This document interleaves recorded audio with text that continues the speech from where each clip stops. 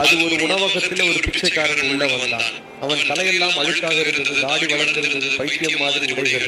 அதை பார்த்த மேலாளருக்கு கோபம் வந்தது. இந்த பிச்சைக்காரன் உள்ளே ஏன் வந்தான்? வாசனை வரும் உடைகள் போட்டுக்கிட்டு பெருமையாக வந்து உட்கார்ந்திருக்கிறானே, இது ஏதாவது பிச்சைக்காரர்களுக்காக கட்டப்பட்ட உணவகமா என்று சொல்லி உள்ளுக்குள் எரிச்சலாக இருந்தான். சேவை செய்யும் பெண் அவனிடம் சென்று, ஐயா, உங்களுக்கு என்ன வேண்டும் என்று சொல்லுங்கள் என்று கூறி எல்லோரையும் எப்படி வரவேற்கிறாளோ அந்த பிச்சைக்காரனையும் அன்பாக வரவேற்றாள். அவன் சொன்னான், ஒரு ரவா தோசை போடுங்க, ஒரு பசரட்டு போடுங்க. அவன் விரைவாக உள்ளே சென்றான். அழகாக எடுத்துக்கொண்டு அவனுக்கு பரிமாறினாள். மேனேஜருக்கு மிகவும் கோபம் வந்தது. அந்த பரிமாறும் பெண்ணை மேனேஜர் அழைத்தார். உனக்கு புத்தி இருக்கிறதா?